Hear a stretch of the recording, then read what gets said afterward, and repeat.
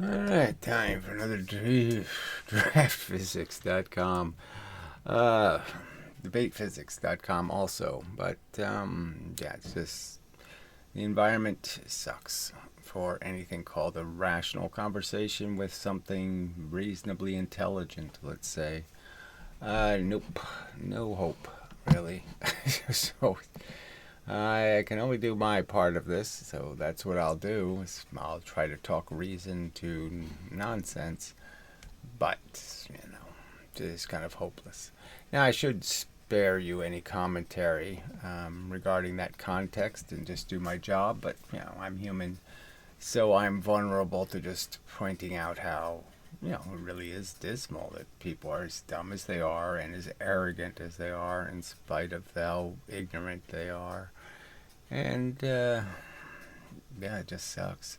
Anyway, so I'll respond to some way off subject commentary, and you know, but man, the bigger picture is that this is the human race. I mean, it's really, really, really stupid. Yeah. Anyway, are you claiming fetuses can't feel pain? Yes. Uh, are not human. Whatever human is, they're certainly nowhere close to anywhere. Like, if you give them a test, they're going to fail it. So, there's about 1,000 or 1,000,000 tests you could give me that I could pass. 2 plus 2. Fetus, no chance. So, yeah, I don't even, blink their eyes. Anyway, can't sustain life outside the womb. I don't know what does that even mean? Can't sustain life outside the womb. Obviously, in their early stages, they can't. You got to put them in an incubator.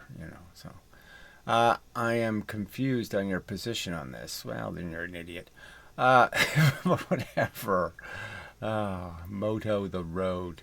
Yeah, whatever.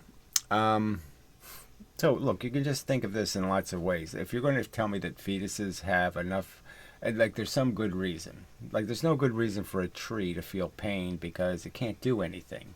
Oh, I'm on fire. I'll run away. Oh, wait, I can't run away. Um, yeah, they're disabled. They can't do anything, okay? Their only functions are to get their parent to do something for them. So them doing anything or them having a strategy is just absolutely pointless. And they haven't even oriented themselves. They don't. Their muscles haven't been oriented. Nothing's been tied to their brain yet. It's all undone. So it's just kind of silly to say they're going to play the piano or something. It just ain't going to happen. And feeling pain is sort of like playing the piano. It's got to be organized in some sort of coherent manner, and the brain hasn't done that yet. And you can sort of see that a little bit in kids. You see a little kid fall down, and they're fine until you show them a boo boo, and then they start crying. So. Um,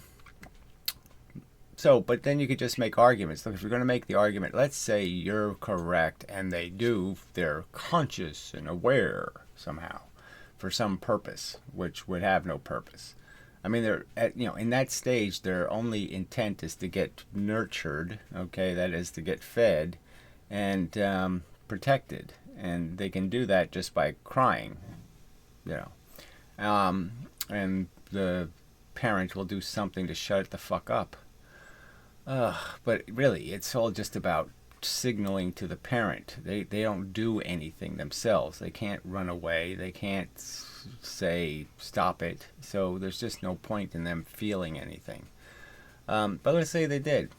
Well, then they're going to pass. I mean, natural birth is horrendous. I mean, the skull gets crushed. The body's going through this whole disconnect from the umbilicus to doing this air breathing thing. Gotta be harshly horrible as a physical experience if you were, an adult and you had to go through it.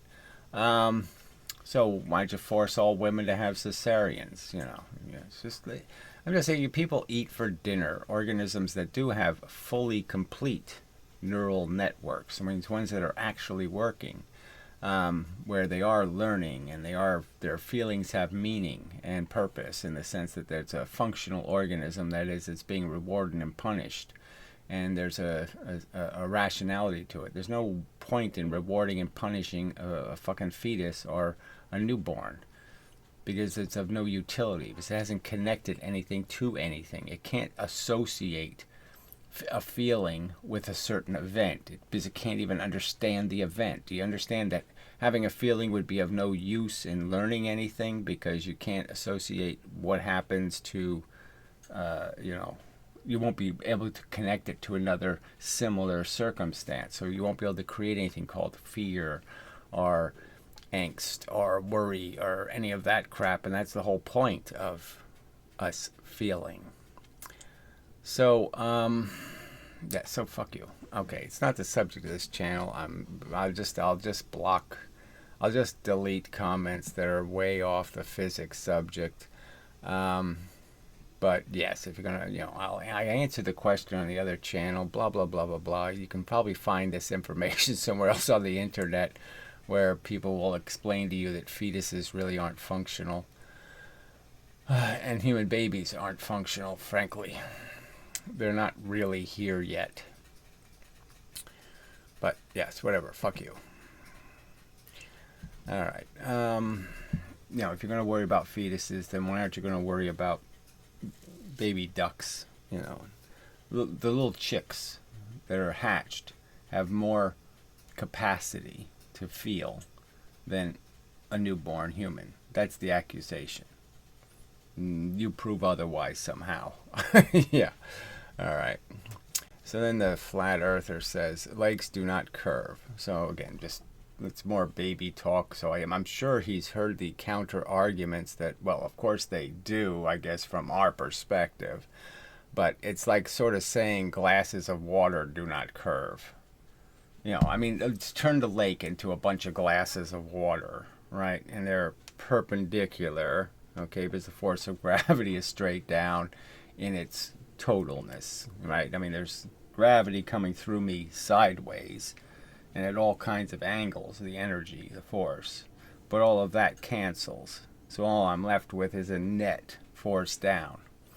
All the angles this way have a component going down. And it's just the components going down that don't have any counter force. And that's the differential you're pushed into. So it's always perpendicular. So yeah, I could have a glass in North America and a glass in England. And they will, if I shot a laser beam perpendicular to the water in the glass, those two lines would not be parallel. And that's already been argued in a sense in some of these videos, is that whole thing, like, even the ancients could figure out that if they put a tall thing in two locations, they won't point parallel. Indicating that the surface is curved. It's just, so obviously, like I said, you've heard these arguments before. And you're doing this for some other little cheaty, cruddy reason. And I just like to know what it is.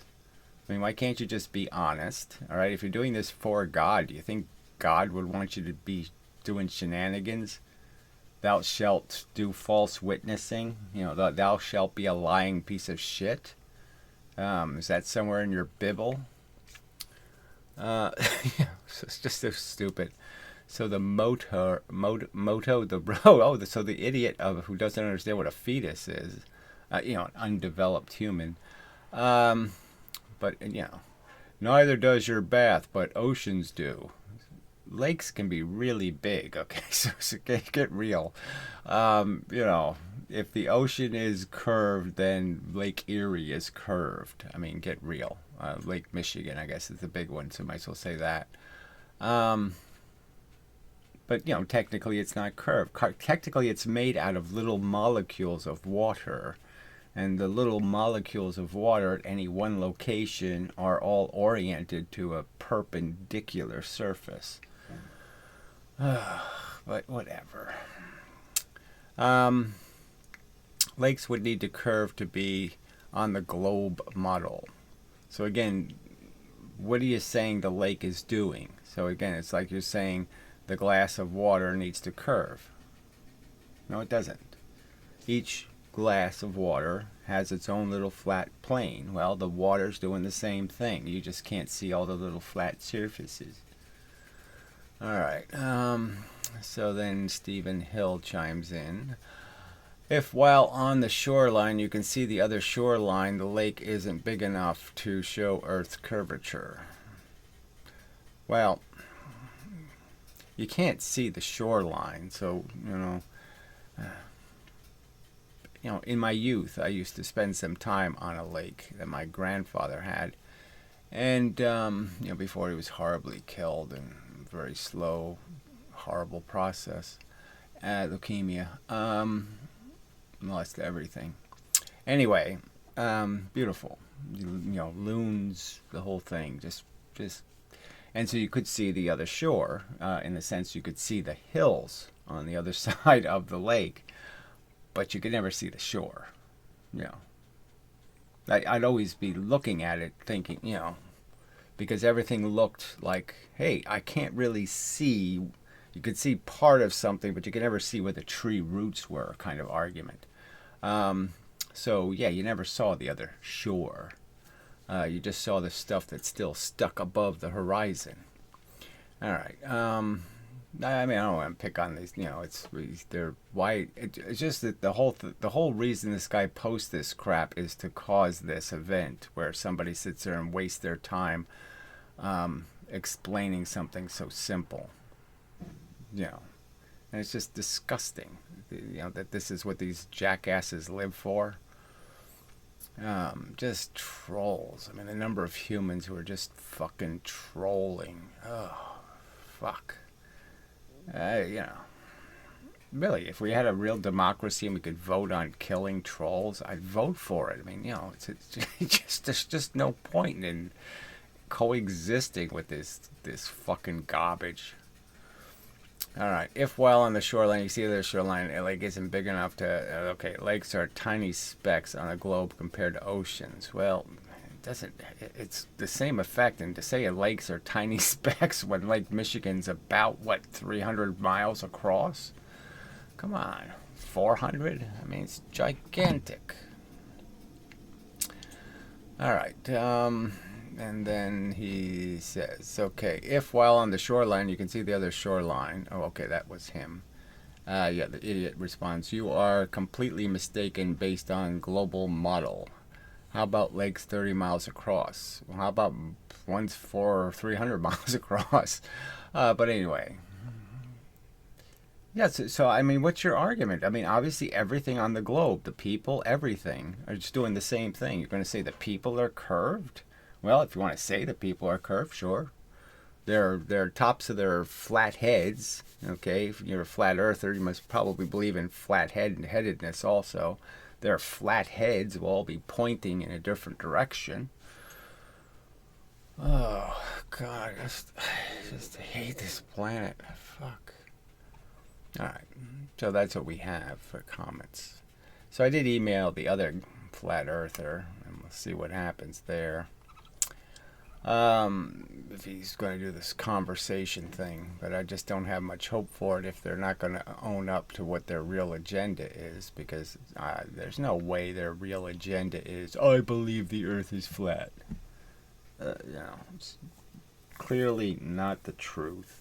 So it's more just a way of showing how, human beings are just such manipulative, scheming, weaselly pieces of skanky cunt.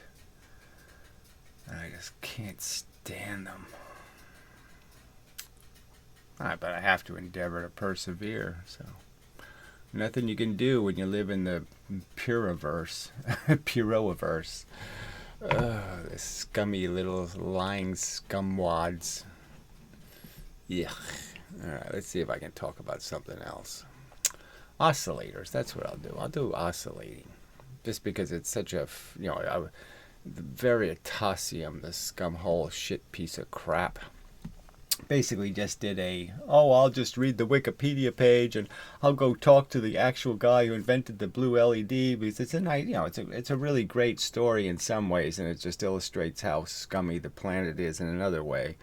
Where the guy invents something great, you'd think the company he worked for would reward him. I mean, they make billions and they don't even give him millions. They give him like, $100,000 and say thank you very much. I mean, just so tacky, just so greedy and nasty and evil. Oh God. So anyway, that part of the story is nice to hear all that stuff, so you can get some exposure. But in talking about LEDs, they just don't have, obviously they don't have all of this theory put together right, and they think photons are actually coming out of single electrons. When a single electron moves, it somehow a photon poofs out of it, and it really doesn't work that way. What you need is an oscillator. You need everything to oscillate to do this. So I've made this argument about gravity. What's the key to gravity is that the force is coming in all directions, okay? And what you're really doing is that you're hitting something with the force, and it's causing it to move in a direction. And by moving in that direction, it's going to inevitably hit force coming the other way. And then it hits it and moves it in the opposite direction. And the electron moves slower, okay, than the actual force. So, if you could just understand that the force is small, the thing is big, it's going to go much slower, okay? The force would have been here if it didn't hit anything. If it hits something, well, yeah, then it's retarded in its progress in the universe, because it just has to drag this stupid heavy thing to this location. But that's the key to the whole thing with gravity, is that's what's absorbing the energy, is that every single electron inside the Earth is caught in this tug of war. Every single electron in the universe is caught in the tug of war.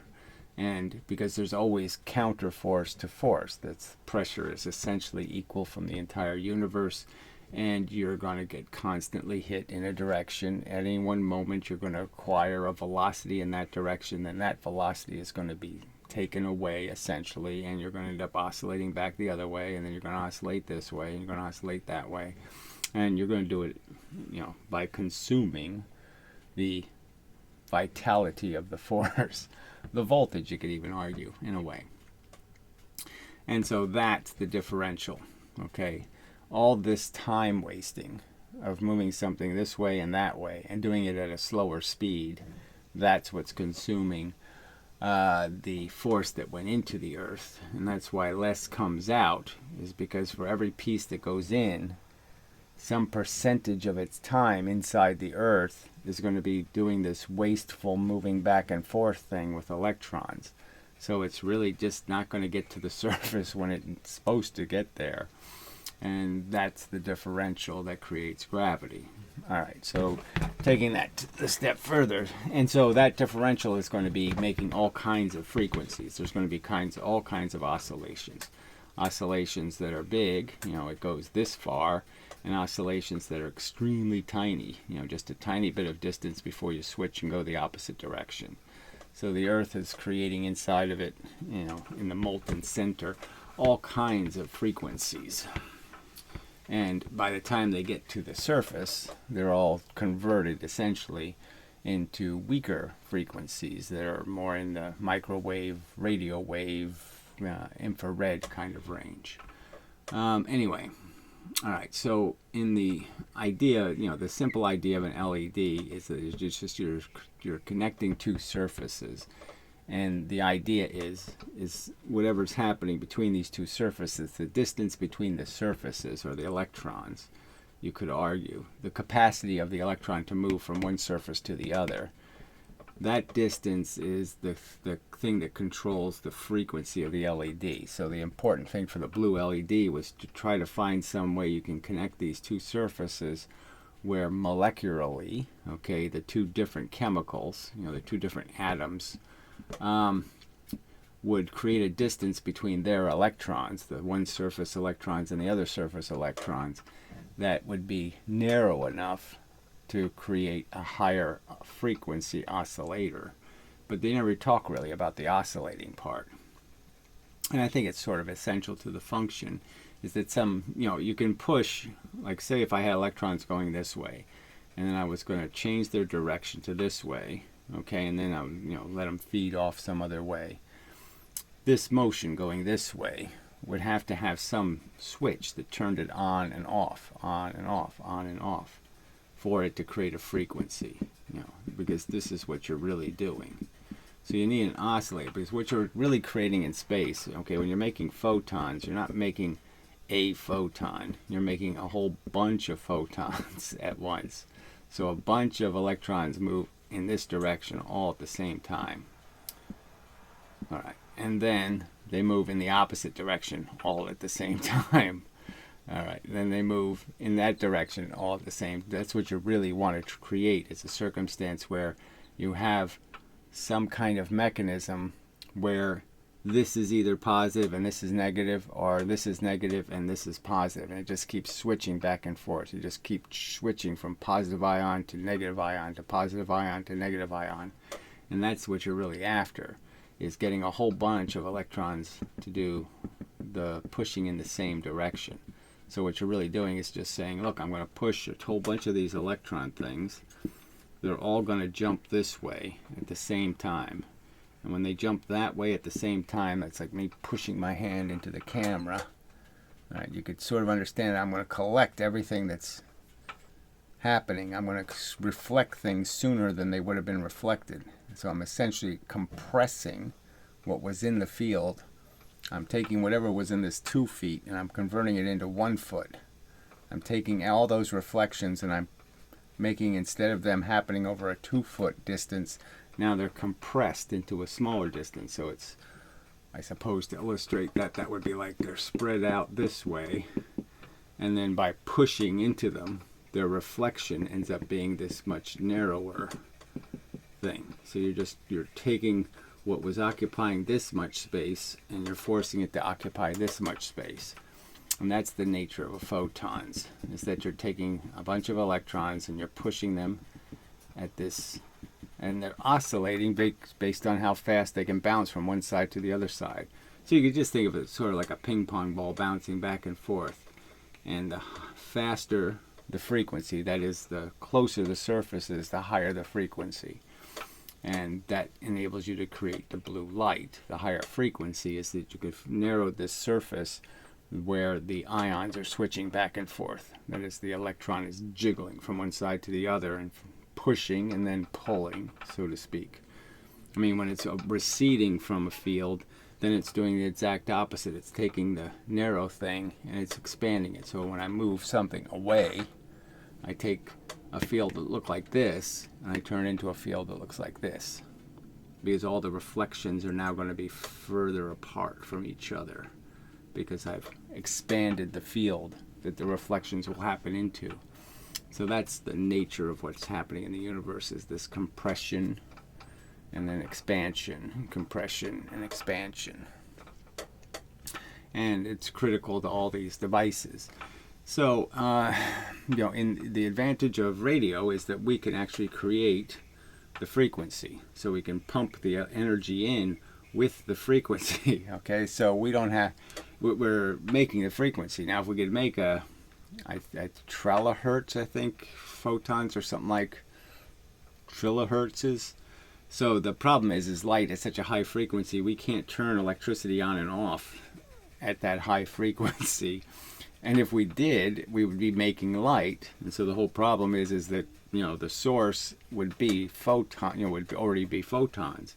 So we'd have a hard time controlling them and forcing them into an antenna.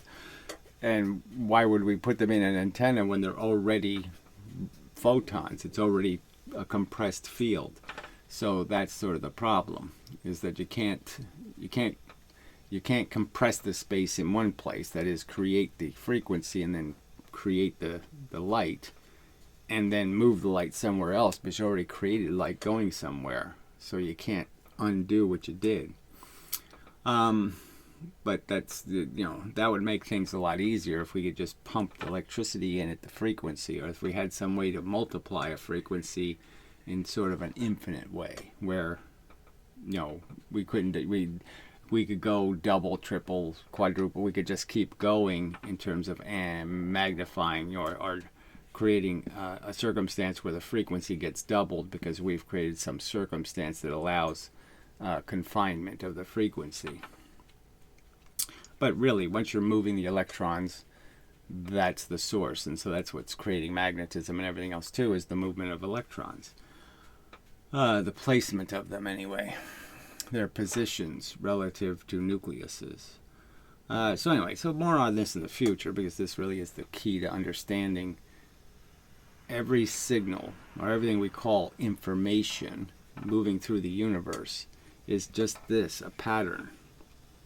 It's a pattern every time I do anything. So you can understand that when I speak, I'm creating a disturbance, a pattern, okay, in the atmosphere, where I'm jiggling the actual atoms, okay, and that moves from atom to atom to atom to atom, and moves through the atmosphere. And if I create a discontinuation in the connected atoms, that is, the electrons communicating with the electrons of the atoms, the atoms, no matter how far apart they are, even if they're pretty far apart, they're still got electrons on them. The electrons are still moved based on the movement of some other electron. They can still see each other. It's line of sight. So you can sort of understand that it's sort of that simple for the small universe, that there is no such thing as like distance meaning, like it making a huge difference too. I mean, it makes a difference, don't get me wrong, but I just mean, if you could always understand that the straight line part is never going to change. So if there's two electrons in space, and this part of what they see, that is the part that can bounce perpendicular between them, never changes. I mean, it doesn't matter how far apart they get, that part remains. There's 10 of them doing this, okay, and that's what there is. There's 10, and if I bring them closer and closer together, obviously there'll be more and more impacts, but I can't change how many things are moving back and forth. I can only change how much time it takes for the things to get from one place to the other place. So the fact is they can see each other over great distances. I guess it's just the argument I'm making. There's very good seeing in the small universe. There's nothing in the way, so to speak. Let's see how else to say that. Because even when there is something in the way, the only thing that can be in the way is another atom with electrons. And so you'll see what this one is doing, because this one is going to react to this one, and so you'll see this one. So if it hits something in between you, you still get the signal, because this one's going to react to the signal. So I mean, I do this, and it's conveyed to all the other. It just keeps going in that direction, that action. And the fact is, it's just that we can't see it, but it's happening. So everything is radiating signal. Everything is changing. The universe looks a certain way before it hits me, okay? And it looks different after it hits me, okay? My existence, my electrons will change the pattern in the universe by me being in the universe, reflecting it, because I'm not going to reflect it perfectly. I'm going to absorb some, some of it's going to go further into me. It's all going to be different. So the reflection is not going to be anything like what came in. I mean, well, it's obviously like it in the same, it's going to have the same amount of energy in the end, pretty much, close to it. But it's going to be very different in terms of where the long frequencies are and where the small frequencies are. I'm going to be taking stuff that was, I'm going to be taking pattern coming here, okay, that could have been a high frequency, and I'm going to convert that to a low frequency, and I'm going to be taking low frequencies and turning them into high frequencies. All right. So it's really an important part of physics.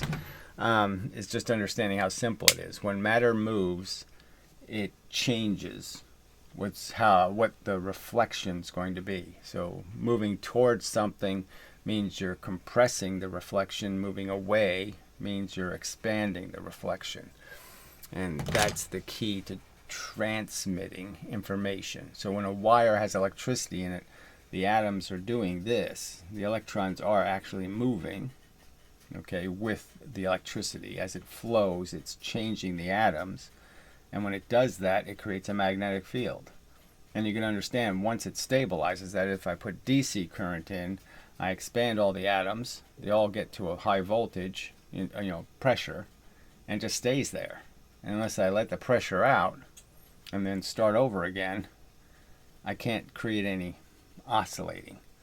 The oscillating is fundamental to the transmission of information. You have to change the field to for there to be a detectable signal. If the field stays the same, then I can't, there's no pattern. There's just beep, the beep just keeps beeping. I need it to oscillate for me to see information, so to speak. Should talk to this camera, but I just don't care. Yeah, it is. Yeah.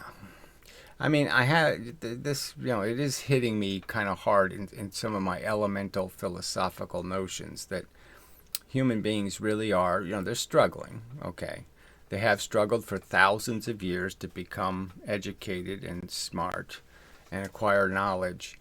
And it just seems like maybe the disinformation is going to stop that progress. There will be no climbing the staircase. They'll never get to the top of the mountain because they have created these religions, that are now woven into the staircase. And the staircase, there's just no, you have to leap past all of the bullshit where they've broken the stairs and made them,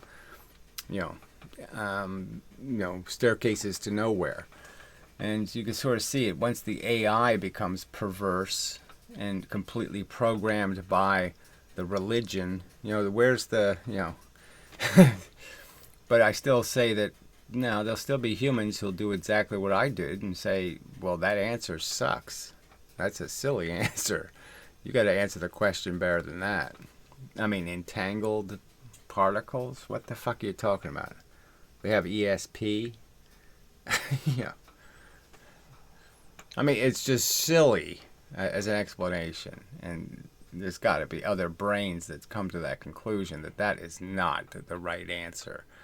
And the failure is they've just jumped without any evidence at all, really. And then once you look at the facts and realize how they lie about what Newton said, and they lie, about what experiments they've done, and it just, as long as they get away with that, it does look pretty dismal. So I don't know. Maybe we'll take another. I don't know what it'll take. I guess that's what I'm saying. Is maybe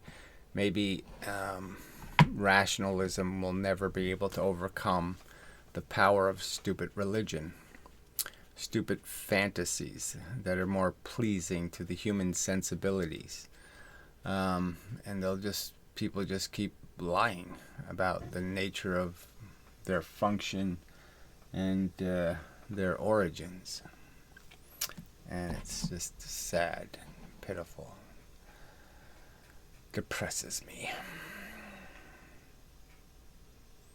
But I'll endeavor to persevere. Yeah, just keep doing that. There's nothing else you can do.